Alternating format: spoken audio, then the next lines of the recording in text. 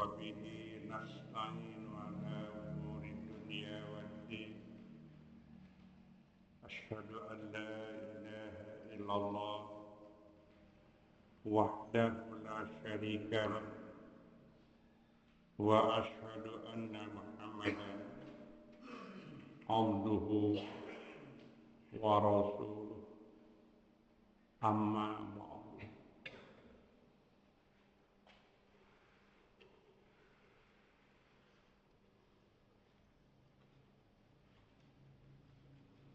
manusia tidak akan terlepas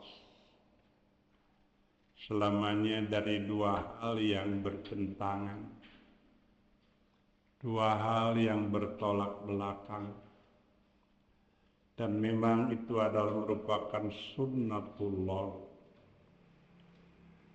selamanya berpasangan,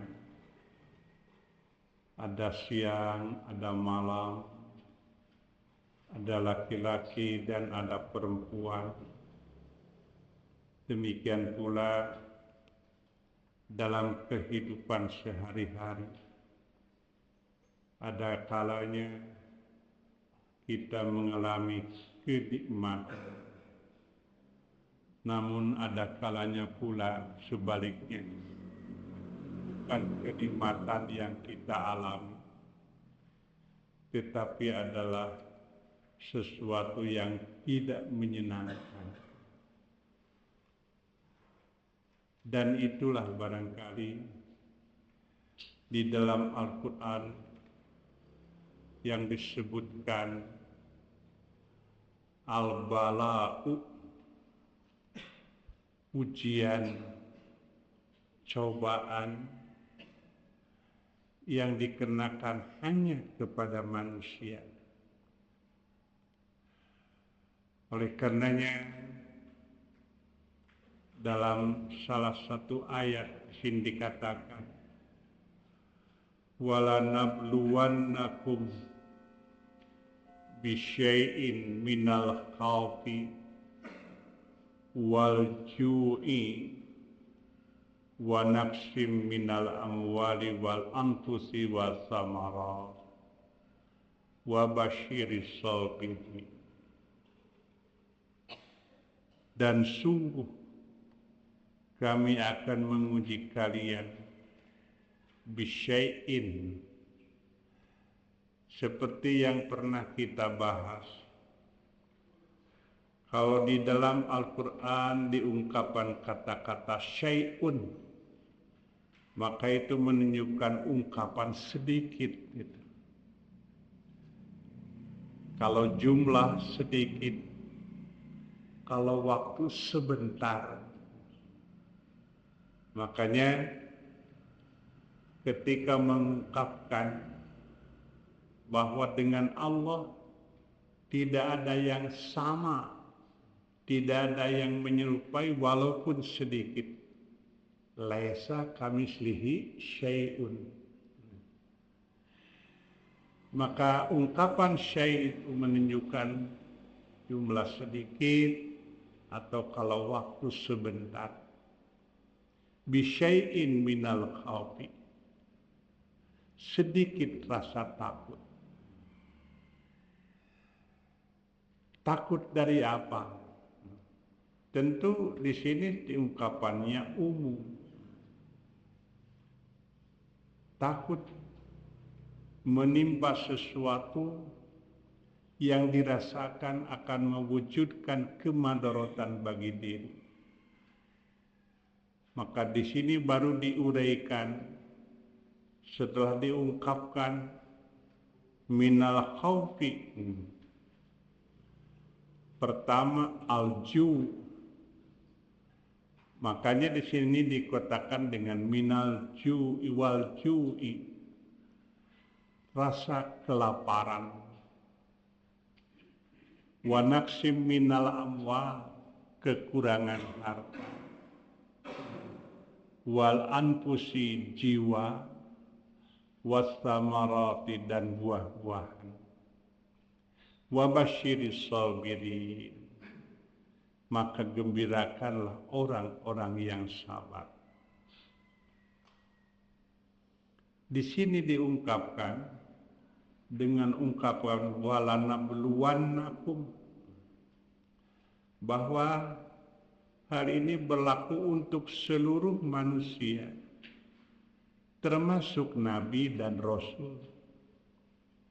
Karena Nabi dan Rasul pun adalah manusia yang dari segi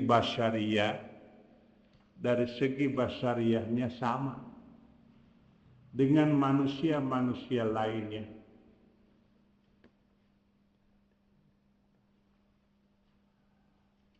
Ada rasa takut, mengalami lapar, dan lain sebagainya.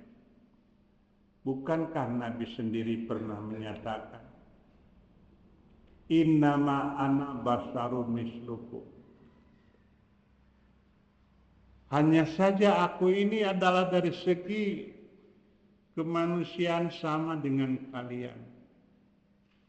Kalau kalian mengalami lapar, aku pun sama. Ketika pada satu saat Rasulullah Shallallahu Alaihi Wasallam keluar rumah,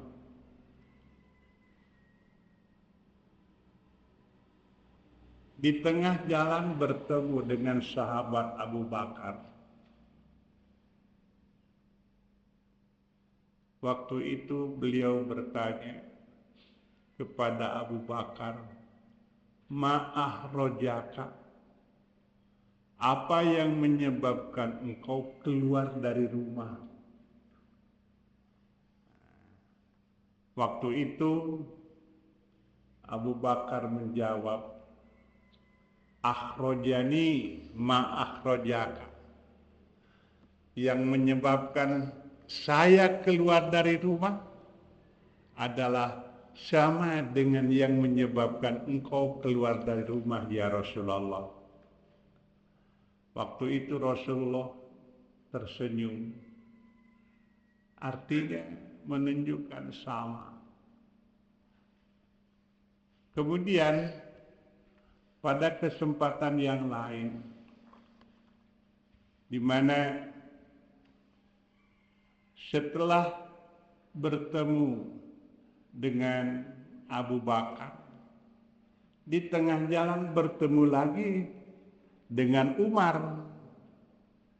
Waktu itulah Umar ditanya, ma'akhrojaka, apa yang menyebabkan engkau keluar dari rumah?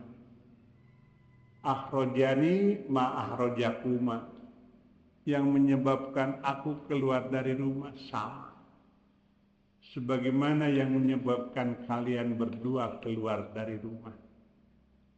Nah, ini menunjukkan bahwa Rasulullah sama dengan manusia yang lainnya akan mengalami yang disebut alju, lapar. Tetapi tentu lapar bukan kelaparan. Lapar bukan berarti kelaparan. Hanya yang jelas dari segi lapar itu sama dengan manusia-manusia lain. Pada satu saat, bukankah orang-orang Islam pernah diboikot, diembargo lah semacam gitu. Sehingga waktu itu orang-orang musyrik Quraisy membuat satu ketentuan. Tidak boleh ada yang berhubungan dengan orang-orang Islam. Termasuk tidak boleh melakukan transaksi jual beli.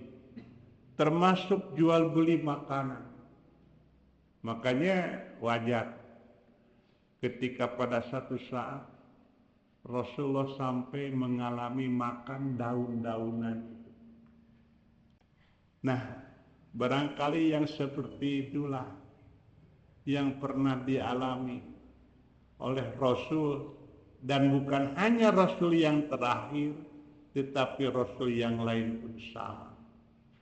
Dalam arti bahwa ujian yang dialami oleh para rasul akan melebihi daripada manusia biasa.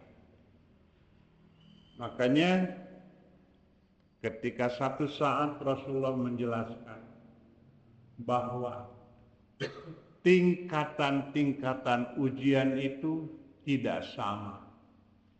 Yang paling berat ujian adalah yang dialami oleh Nabi dan Rasul. Kemudian baru oleh orang-orang yang beriman. Dan ini pun tergantung kepada tingkatan keimanannya.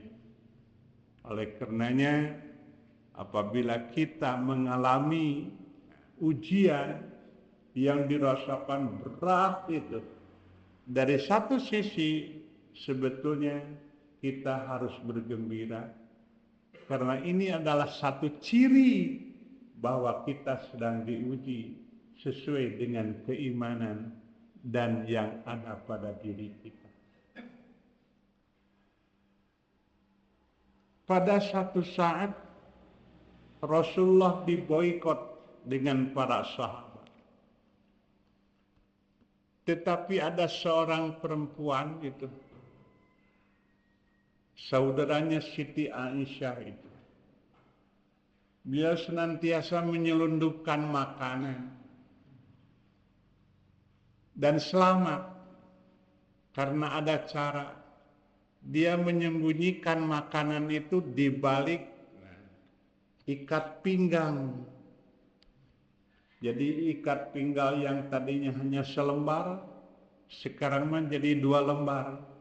Makanya ketika digaradah, itu dirahasia, beliau selamat.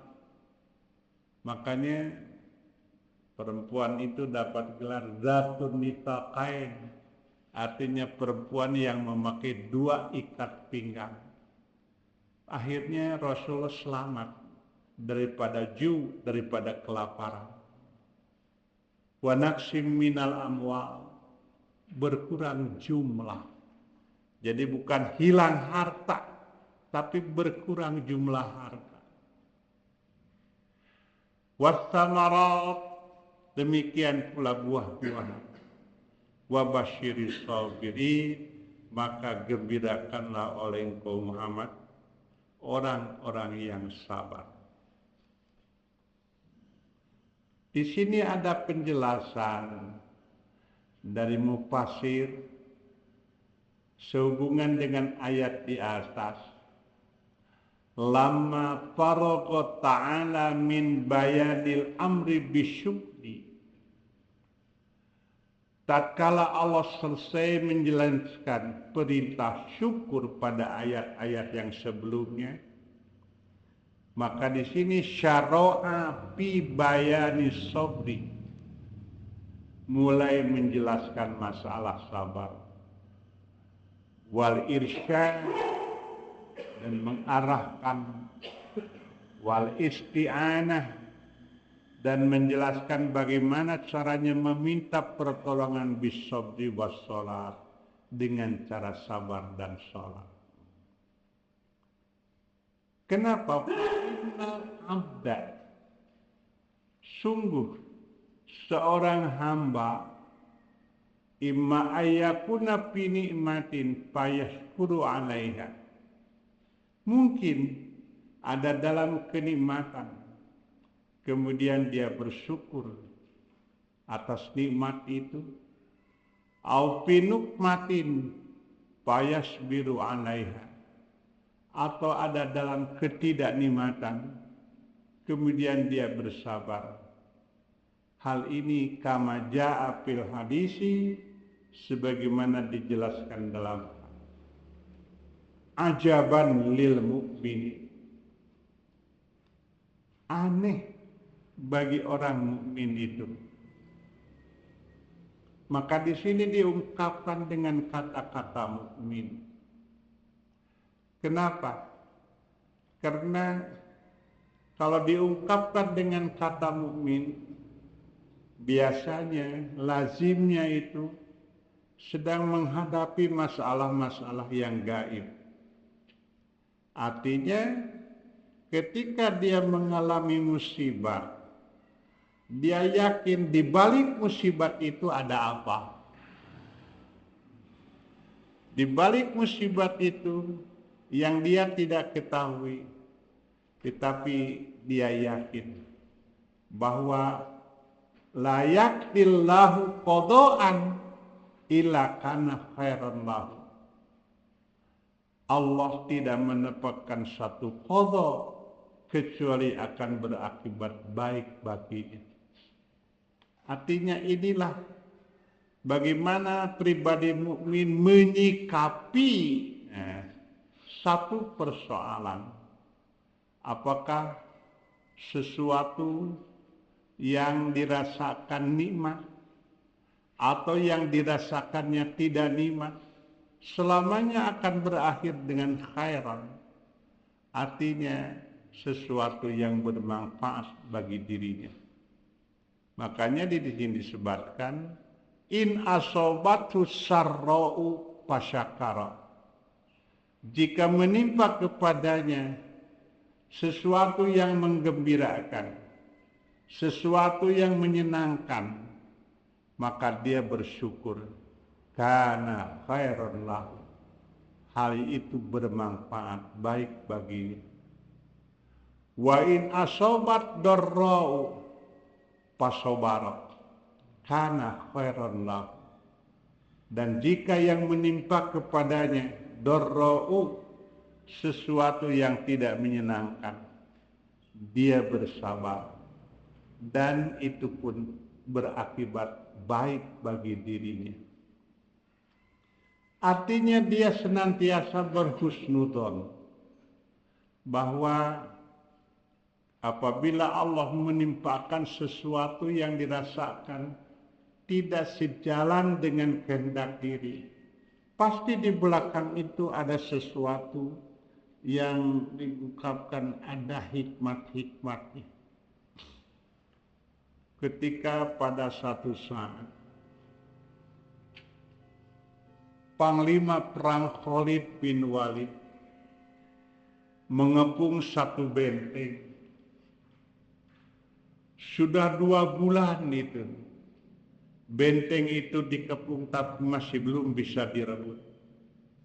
Sampai perbekalan makanan itu hampir habis.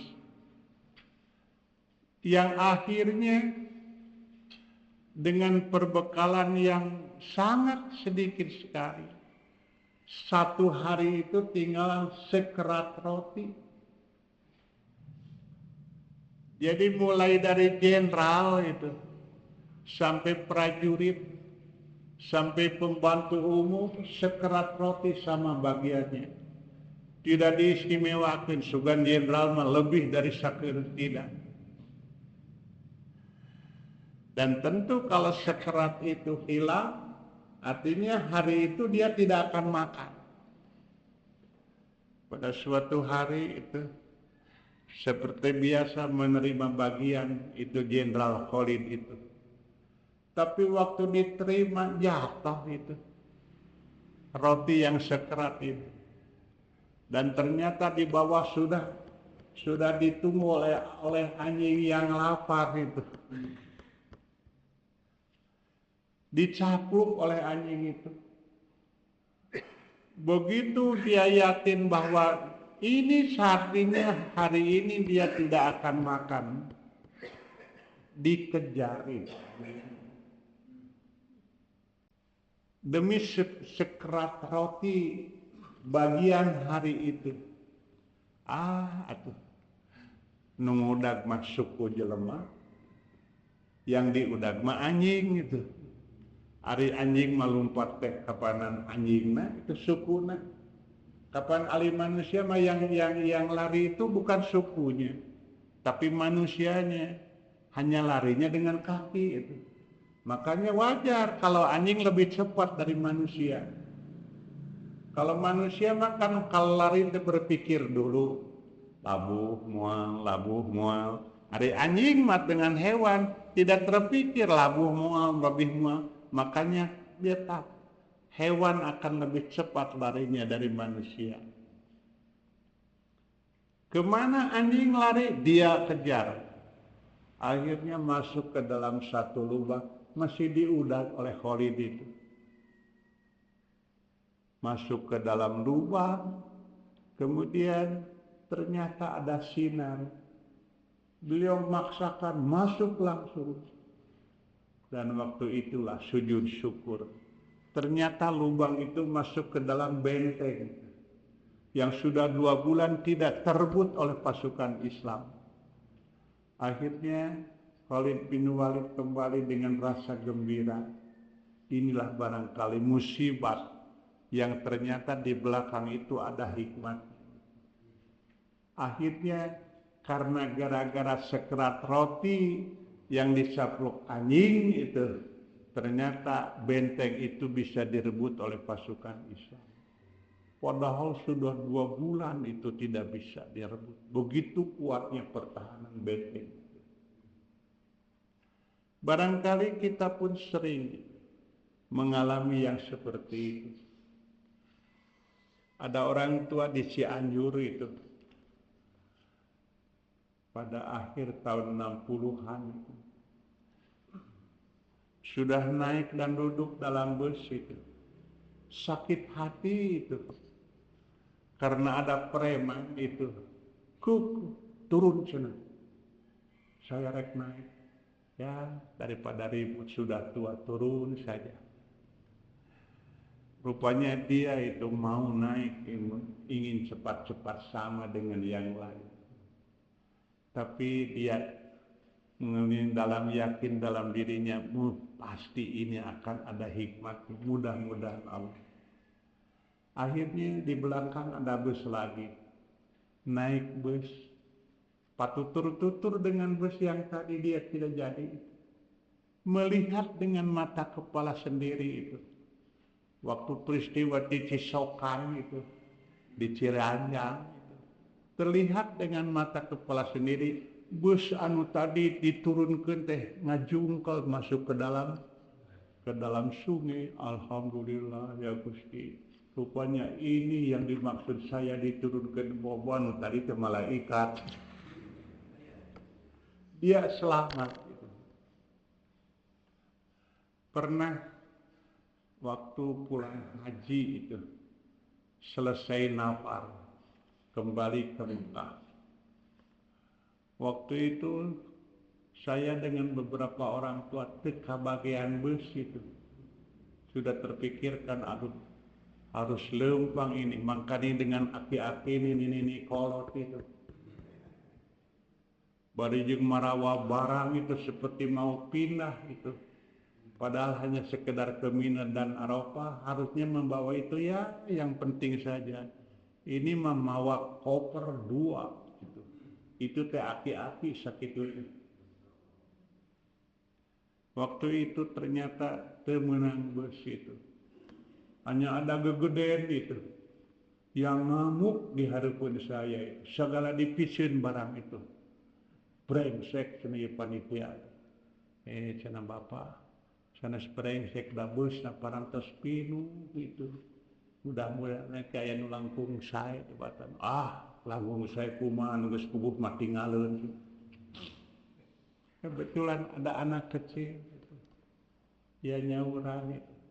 Haji, hina hafilah. Tu ditu can aya bus. Saya datangi, betul ada bus bagus itu. Fisiknya lebih daripada yang tadi pakai AC dan sebagainya. Waktu ditanya sabaraha cenah. Dia jawab 30 real kata supir. Naik. Yang tadi mah 75 real itu seorang. Ini mah 30 real leuwih aus tuh cenanya mantak oge. Lamun bapak teh ambak-ambakan mah aya masalah. Yang lucu itu, dari mana taunya si supir itu? Ternyata gegeden itu disuruh turun dan istrinya mah tidak. Anta Injil wahdak, kamu sendiri turun. Si supir gak mau maju kecuali ini harus turun. Makanya di Bandung, kita gegeden itu. Dalam tak-taknya itu bintangnya itu bukan 1 tapi lebih banyak. Kalau tidak salah 3 itu bintangnya di tak-tak itu. Ya itulah kenyataan. bahwa bila kita pada satu saat menghadapi sesuatu yang tidak menyenangkan, tidak menggembirakan, jangan bersuudzon, tapi kita berhusnudzon bahwa di balik ketidak yang menyenangkan itu ada hikmah-hikmahnya. Di balik musibah ada hikmahnya. Makanya di sini dikatakan dalam ayatnya, alladzina idza asobatum musibatun. Yang mana yang sabirin itu? Yaitu orang-orang yang apabila ditimpa musibah, qalu inna lillahi wa inna ilaihi raji'un. Ini yang biasa disebut istirja. Istirja artinya mengungkapkan inna lillahi wa inna ilaihi raji'un. Apabila demikian halnya, ternyata inna lillahi itu bukan hanya pada kereta mayat saja gitu.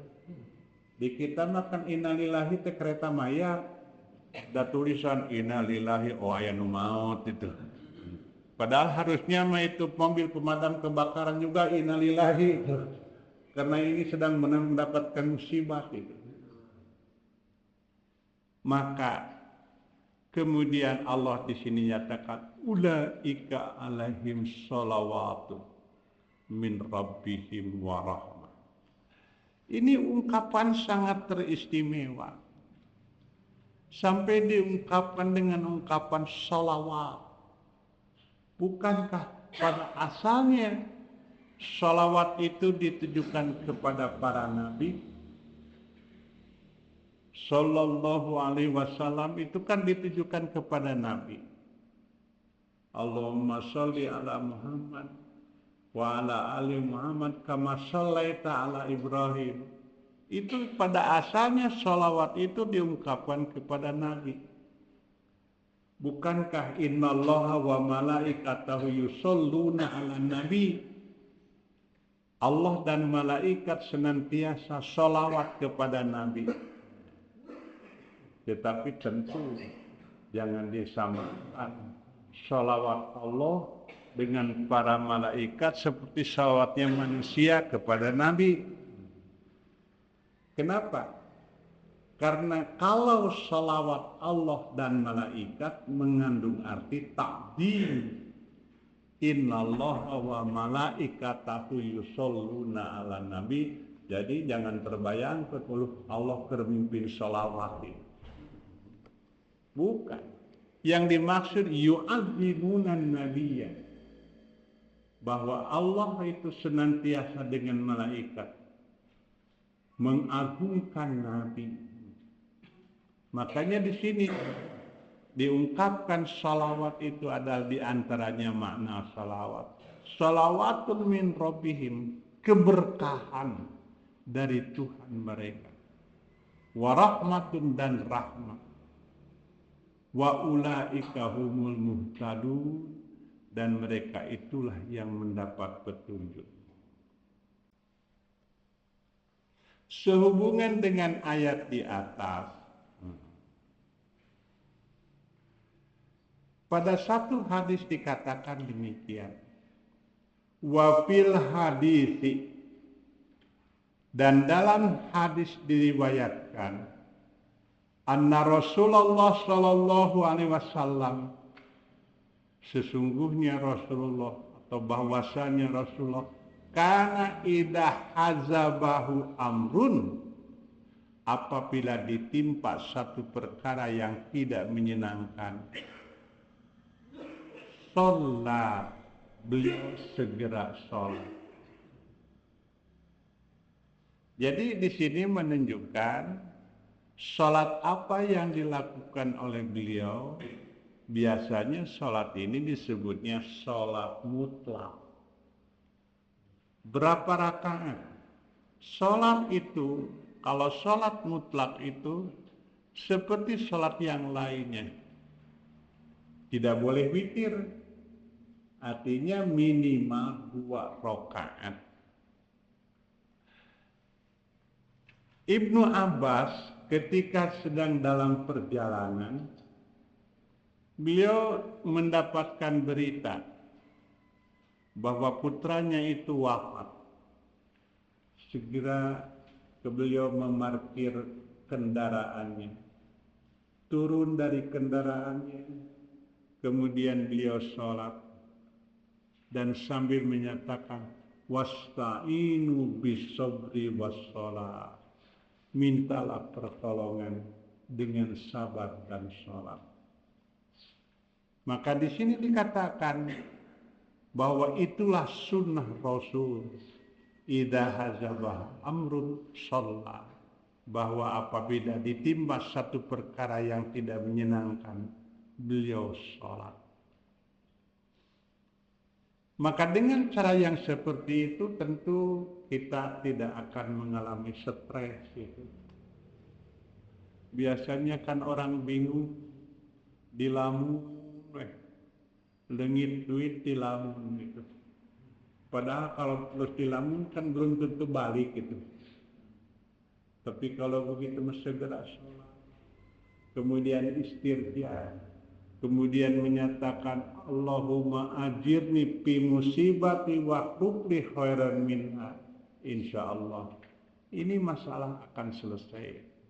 Kenapa? Karena dikembalikan urusan itu kepada Allah.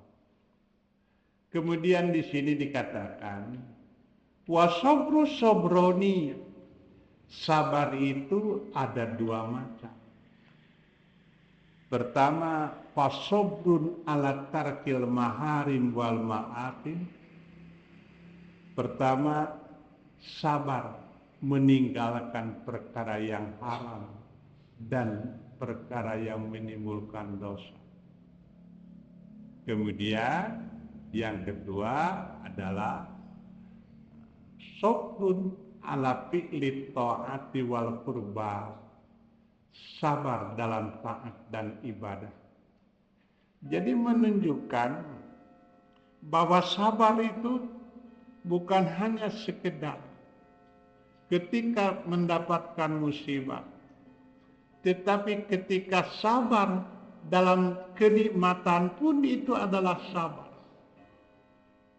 Bahkan ketaatan yang paling utama sabar adalah ketika melaksanakan ibadah. Dan ini adalah dikatakan wasani aktsaru sawaban. Sabar yang macam kedua itulah yang lebih besar, lebih banyak pahalanya. Li'annahul maksudu, karena itulah yang dimaksud. Wa amma sabru salisu, adapun sabar yang ketiga, wa huwa as-sabru 'alal masaib, yaitu sabar ketika dalam musibah. Ummu Salamah, salah seorang istri Rasulullah sallallahu alaihi wasallam yang dinikahi oleh beliau, di mana beliau pernah mengungkapkan yang sebelumnya suaminya itu dikenal dengan sebutan Abu Salamah. Pada satu saat Abu Salamah wafat. Nah, di sini dikatakan oleh Ummu Salamah, an Ummi Salamah qala, dari Ummu Salamah berkata, sami'tu Rasulullah sallallahu alaihi wasallam yaqulu, saya mendengar Rasulullah bersabda, ma min abdin, tidak ada seorang hamba, tusibuhu musibatun, yang ditimpa musibat, fayaqulu, kemudian dia mengucapkan, inna lillahi wa inna ilaihi raji'un. Itu innanya ada 2, dicoret 1 saja. Ini namanya istirja seperti tadi. Kemudian dia sambung dengan doa, Allahumma ajirni fi musibati wakhluf li khairan minha. Ya Allah, jadikanlah dan pahalalah, berikanlah pahala dalam musibatku ini. Wakhluf li khairan minha, dan gantilah bagiku yang lebih bagus daripada itu. Illa, nah kata Ummu Salamah yang beliau mendengar dari Rasulullah, bila ada orang yang istirja kemudian berdoa, Allahumma ajirni fi musibati wakhluf li khairan minha, katanya illa ajarahullah fi musibatihi, kecuali Allah akan memberi pahala kepadanya dalam musibatnya. Wa akhlafa lahu khairan minha, dan akan memberi ganti baginya yang lebih baik daripada itu. Qalat, kata Ummu Salamah, falamma tuwfiya Abu Salamah, kemudian ketika Abu Salamah wafat, qultu, saya mengucapkan, kama amaroni Rasulullah, sebagaimana perintah Rasulullah kepadaku.